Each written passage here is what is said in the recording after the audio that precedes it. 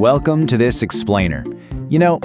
Today we're diving into a story that's, it's just as heartbreaking as it is fascinating. We're going to quietly explore the lore of Granger. If you've played Mobile Legends, you definitely know him, the incredibly popular yet intensely lonely marksman. And if you've ever faced him on the battlefield, you know his presence is just striking. But the story behind that cold exterior, it's one of profound tragedy and sorrow. So let's step into his tragic symphony. To really understand this tragic hero's journey, we've got to look at the defining contradiction of his entire life. Granger isn't driven by your typical heroic tropes. No, he's not out there seeking a crown, and he certainly isn't chasing medals or battlefield glory. He fights to fulfill this desperate, all-consuming need to just drown out the agonizing noise in his own head. For him, true peaceful silence is a luxury he simply cannot attain. And it's really vital that we look at Granger as more than just a burst damage marksman, right? Sure, that's his role in the game. But in the lore, he's a poet, a lonely vagabond, a highly skilled violinist, and a deeply scarred demon hunter.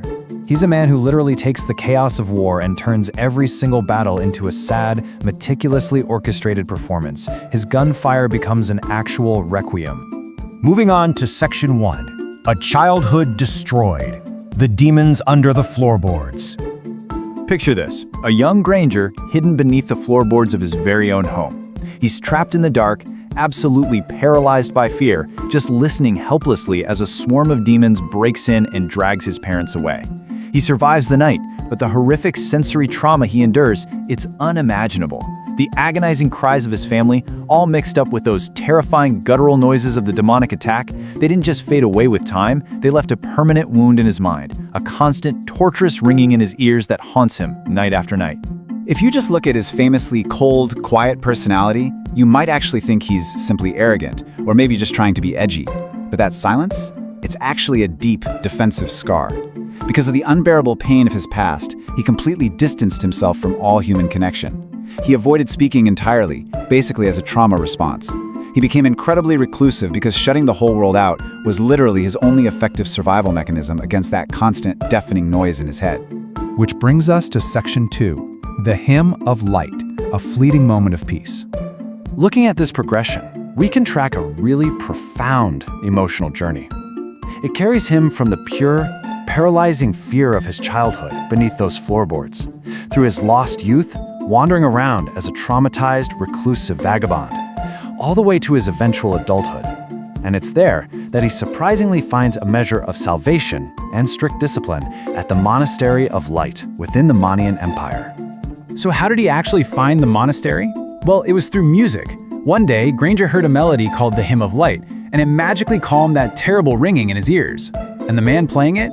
He was a disabled priest. This priest had once served in the choir, but actually had his singing voice stolen when he was wounded by demons during an attack by Alice.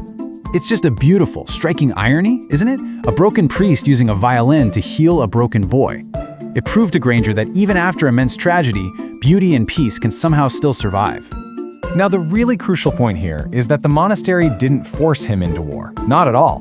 They offered him incredible gifts, a temporary sense of home, the discipline to focus his mind, and this powerful lesson that music can actually comfort immense suffering. But most importantly, the priest and the church gave him the freedom to choose his own path.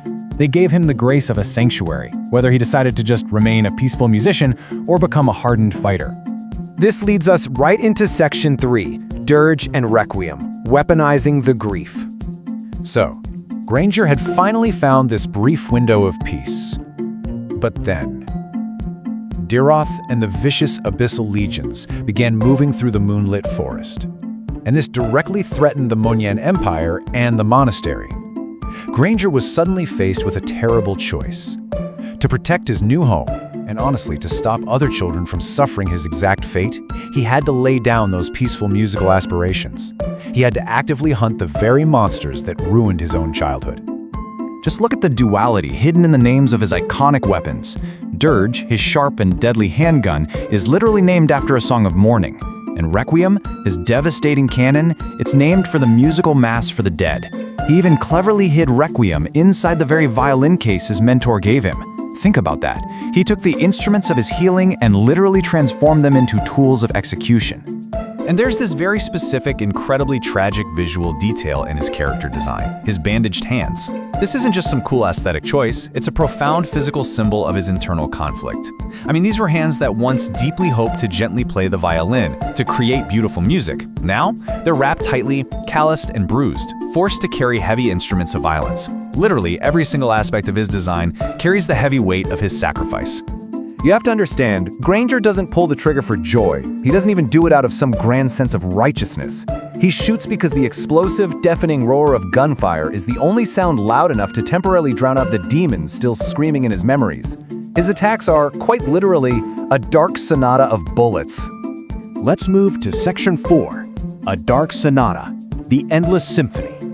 It's amazing how Granger's in-game mechanics are a perfect, direct reflection of his story. His burst damage style, it isn't just about deleting enemies, it actually mirrors sudden, dramatic musical notes. His attacks have this incredibly controlled performative rhythm to them. And of course, his ultimate skill is literally called Death Sonata, turning his heavy cannon fire into a deadly musical performance. The battlefield is his stage. And as the Overrider, he even brings this unique rhythm to the elite Lightborn squad. And, that connection to the Lightborn squad really serves to anchor him back into the wider world. Yes, Granger is the ultimate lone wolf, quiet, distant, and deeply isolated by his trauma.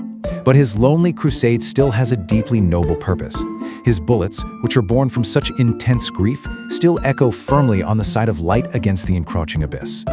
Ultimately, Granger isn't just a guy with a gun. He is a wounded survivor. He's a lonely bard who takes all the pain, the fear, and the profound loss of his life and channels it straight through the barrel of his weapons. His guns are his instruments, and every single shot he fires is a note that sings defiantly against the abyss. Before we wrap up today, we want to deliver a quick, stylish nod to the source of this deep dive, the Lazy Gamers community. If you love discovering the hidden depths behind your favorite heroes, you should absolutely join their fold for more fantastic lore drops, merch, and tournaments. Play lazy, play smart, be legendary. So I want to leave you with this haunting question to reflect on. Knowing everything we've just covered, the horrific floorboards, the silent priest, the bandaged hands, and his desperate need to drown out the noise in his head, what does Granger's tragic symphony of bullets sound like to you the very next time you hear it echoing across the battlefield? Thank you so much for joining me for this explainer, and keep listening for the music.